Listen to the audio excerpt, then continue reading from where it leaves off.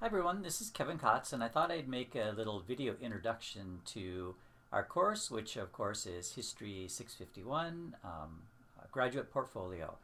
And what I'm going to be doing is switching back and forth between myself and looking at the syllabus, and we'll look at some examples of the portfolio that we will be creating this semester.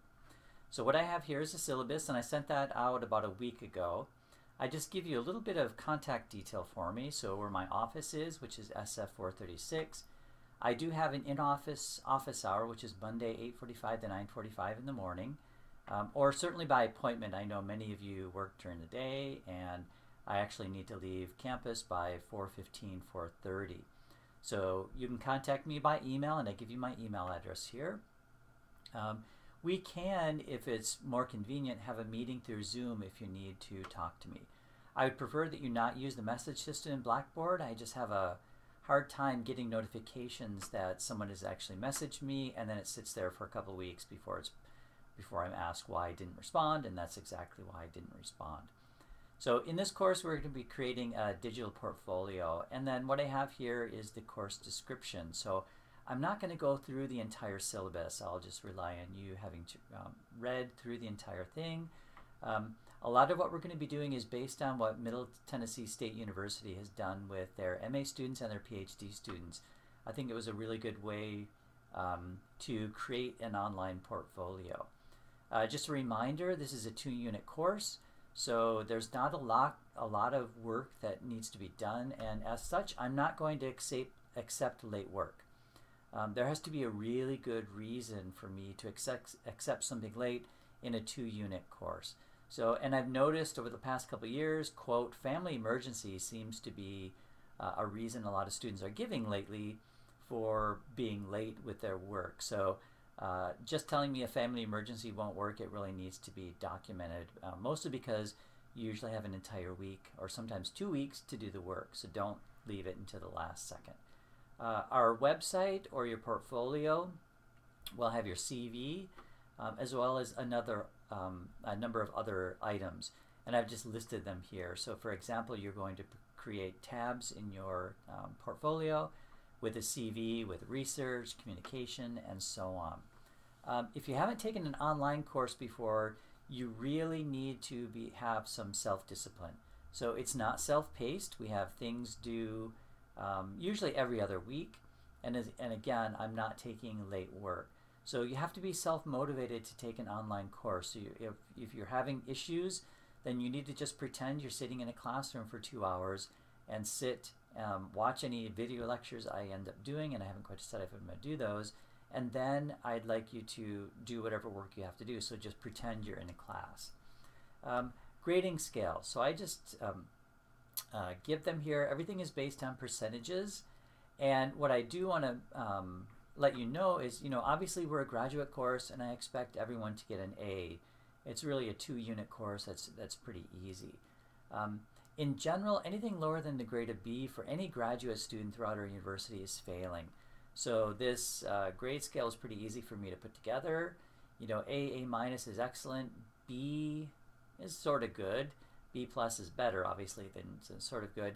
B minus and below, it's all failing for graduate students, so clearly you want to get an A. In the syllabus, I give the late policy, the incomplete policy, and the complaint policy. All the assignments that we're going to be doing are worth 10% each. So what I've done in the syllabus is I've broken down everything by week. So we've got 16 weeks. So week 1 is August 20th through the 25th. What I want you to do during that week is to look at the examples at Middle Tennessee State University, and I'll show you 1 or 2 of these in just a bit. I want you to read these websites on how to create online portfolios and sort of the best practices for these. And then what I want you to do is to write your personal essay. So, and for all of these things, what I've done is I've given you what I want you to do, and the instructions are given below. So let me just scroll down. So your essay that's due in the first week, it needs to be a 3 to 5 page double space essay. And what I want you to answer is why I really decided to get an MA in history and what I want to do when I grow up. So as I put here, it's an informal essay. You don't need to have footnotes or anything like that. It just helps me get to know what exactly you want to do.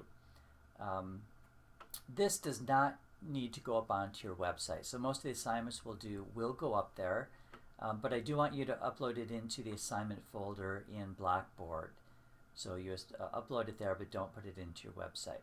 So and then in week 2, you will be creating your website / portfolio. So week 2 is August 26th, Sunday is September 1st. What I want you to do is watch my instructional videos, which I have up on Blackboard, on how to create a website and how to create subpages, because you're going to be doing that very soon. You'll need to create your website and create 7 tabs or subpages in it. And each tab will be named something different. Now, I've given you these tab names, but yours will probably be a little bit different. So for example, in the first tab, you'll have your CV. Second tab, you'll do research. Third, communication, and so on. You'll start filling in the information throughout the semester, but what I want you to do is have a professional looking headshot, which is a photo of your face, on the main page, and we'll look at some examples. We do have nice cameras in the Digital Humanities Lab if you want to use these, and this will be due Sunday at 11:59. So Sunday is September 1st. And then what I want you to do, once you've created your website, put your headshot on, put your subpages in, I want you to copy your URL for your website in a website Google Doc, which I have to put up. This is where I will go each and every week to do the grading. So that must be there by the end of this week. And then so on. So week 3, we've got a CV due. Week 4, there's nothing, and so on. So all that's listed here. Assignment directions, as I said, are down at the bottom. And then let me take you down to the very end. So academic dishonesty, obviously that's cheating, plagiarizing, whatever it is. It won't be tolerated, whatever it is. You will probably fail the entire course, and I will do my best to remove you from this class. So whatever you don't want to be doing, academic dishonesty. If you've got a documented disability, you need to contact me as soon as possible and send me by email your accessibility letter, which should list what you need to succeed in the course, and then we can work from that. There is a Student Center for Academic Achievement. This is usually put in place to help students who need help with writing. So if you need any help, come to me first, obviously. If it's something more serious, then I will send you off to Scott. I do put the Title IX information on sexual violence and harassment here. So the university does not discriminate against anything, and if you believe you've been sexually harassed or abused by a professor, a staff member, another student at East Bay, you need to tell somebody. You can come and talk to me or talk to someone in the Title IX office. Now, my position as a professor is, I can't remember the exact term, but it's something like automatic reporting. So I must report anything, any type of sexual harassment, abuse that a student talks to me. So I have to contact the Title IX office directly. Now, this can be done anonymously, so you can tell me you can tell me you don't want your name put forward to the Title IX office, or you can just talk to them. But I'm an automatic reporter for something like this. And then I put the emergency information here. It's probably not so relevant for our class, which obviously is online, but you should read through what that says. Now, I'm hoping. Let me see if I can go back and click on this link for portfolios. And instead of making you seasick, and I can't seem to find it at this exact second. Actually, it's right there. Let me see if this will work for us. Okay, so here's the link to the graduate student portfolios. And then what I want you to do is just click on a random one and take a look at it. So this is actually a pretty nice one. So you've got this student, she's got a nice headshot here, and then she's got a little bit of information about what she is working on. And if you look at her tabs, like she has a CV, and we are going to set up ours exactly like this, because this is really how it's done for most CVs. So you've got education tab, teaching, or not tab, section, teaching experience, and so on.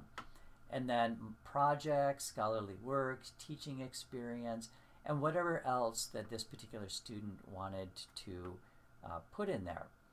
So that really is the breakdown of our course. Again, look through the syllabus, make sure you understand what the various stages are, and I really want you to understand that I will not be taking late work. And each assignment is worth 10%. So if you don't do something, the highest grade you can get in the course is a 90. If you don't do something again, it's 80, and it goes down from there. Anyway, don't hesitate to send me any email if you have questions about something. And again, we can set up a Zoom appointment if you need to sort of see me.